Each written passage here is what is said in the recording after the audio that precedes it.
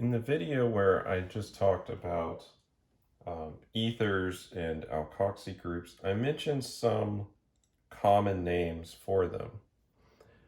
So let's talk a little bit more about common organic names for molecules, because you will encounter common names while you're studying chemistry or using bottles that are in storerooms or just talking with people. Sometimes a common name is a little easier to say or convey what you mean. So I've drawn up a couple of butanes. You say, well, that's actually a propane. Well, these are common names, and so when they're common, we can look at it and we can say, well, these are similar molecules. They both have 4 carbons. So how do we differentiate these? Well, for this first one, we're going to say normal, N for normal, butane. That means it's all in a straight line, just like that. Now for here, this is really, it would be called methyl propane, but we can also call it isobutane.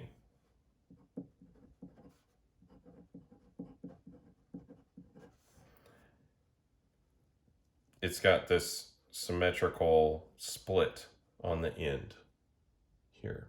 So isobutane. And here we have some pentanes. Well, 5 carbon containing molecules, right? This is a N-pentane. And this one is isopentane. Well, it's methylbutane, but its common name is isopentane.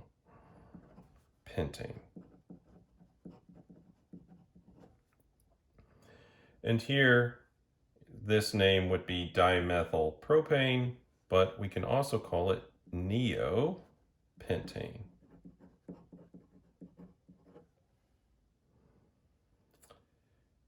So this is just some molecules, and there are others, and of course this is just a sample of them.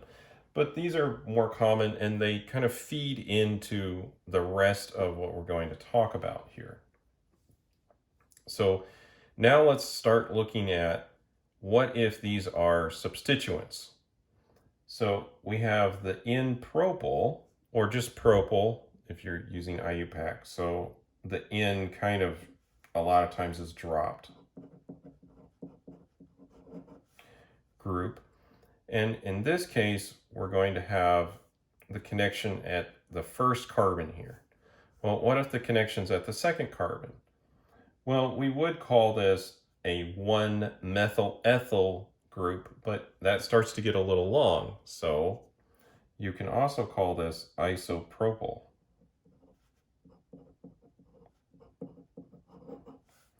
And you might have seen some rubbing alcohol, and you might notice that that's isopropanol, which has this structure here, where the OH is in the middle of this propyl group. So it's called isopropyl. Here we have N-butyl groups, or again, just a butyl group. And since we have the split at the end of the chain, right, this is called isobutyl. So there is a pattern to the common names. We didn't make it incredibly difficult all the time. So this is isobutyl.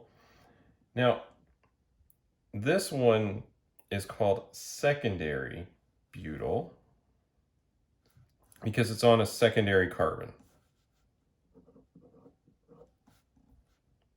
And it's also often abbreviated sec and then butyl, or just S-butyl, but I hear it more as sec-butyl, and then we have tertiary butyl because it's on a tertiary carbon.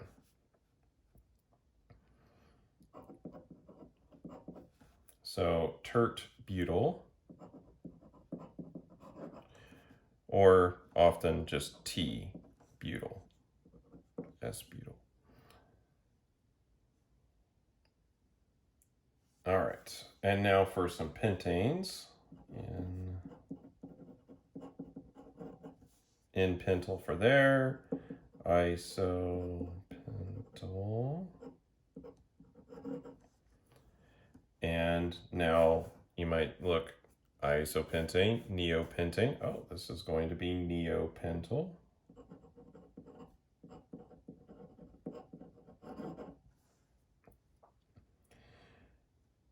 So that's kind of some common names for these groups.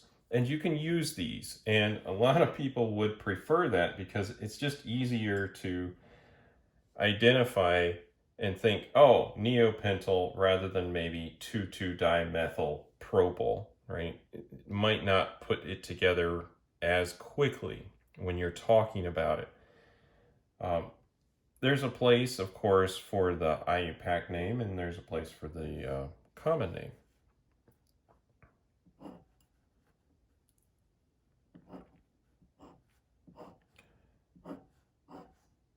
Now, I just want to illustrate something about the different kinds of carbons. When the carbon is at the end of a chain and it's only bound to one other carbon, so like this carbon is only bound to that carbon, right? So end of the chain, CH3. This is called a primary carbon. When it's bound to two different carbons, this is a secondary carbon, often abbreviated like 2 and then a degree symbol. So that's where the secondary comes from, because it's bound to two different carbons. When we get to tertiary, that's 3 different carbons. 1, 2, 3, right here. Just like here. This carbon is bound to 1, 2, 3, so it's tertiary or T-butyl. And we can also have quaternary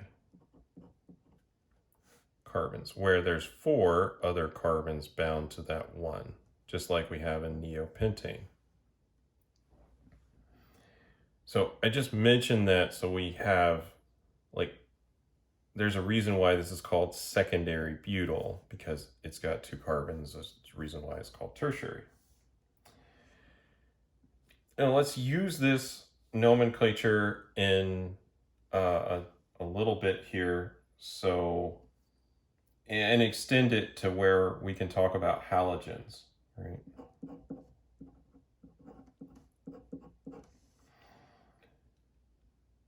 Now, you can call this iodomethane, and that's fine. You can also name this like this is kind of like an ionic molecule, where you call this part, the positively charged part, you could consider it that, even though it's completely a covalent, or we consider this a covalent molecule. You can name it a little bit more like an ionic. So this is methyl and then iodide.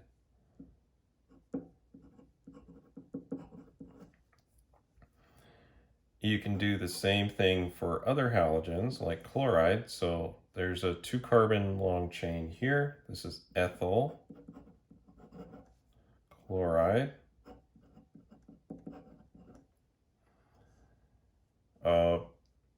We can go into having more than one chlorine on here. So there's a CH2 here.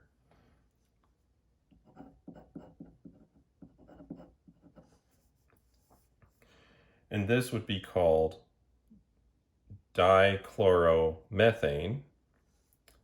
And some people abbreviate that DCM, but there are other names for this. So you can call it methyl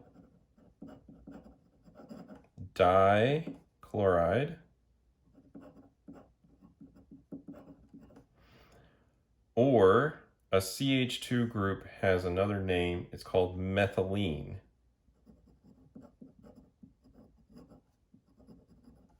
So methylene and then since you know it's CH2, you don't have to have the dichloride then. You can just say methylene chloride.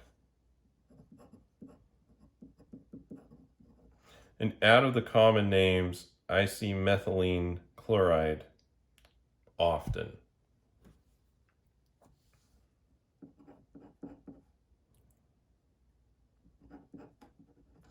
CHCl3, so 3 chlorines on a carbon with the remaining hydrogen. This is called chloroform.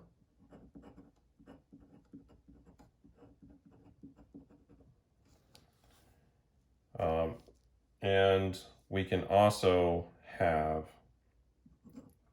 4 carbons or 4 chlorines on the carbon, and this is called carbon tetrachloride.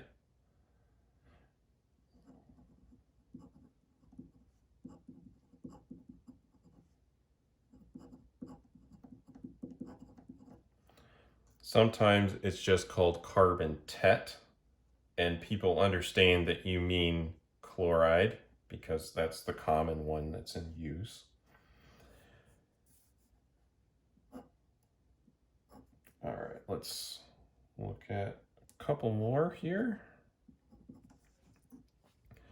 This would be looking at a tert-butyl with a chloride, so we just call it T, or tert.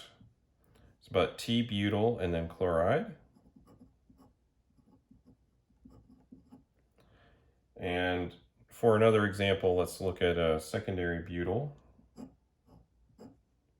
And we'll change the halogen to bromine just for fun.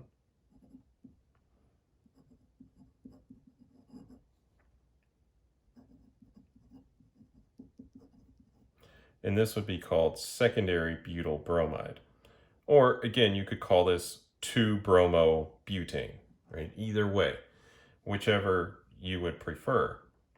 But we should be aware of these common organic naming schemes because people use them and they will show up in older literature or on old bottles in our chemical storerooms.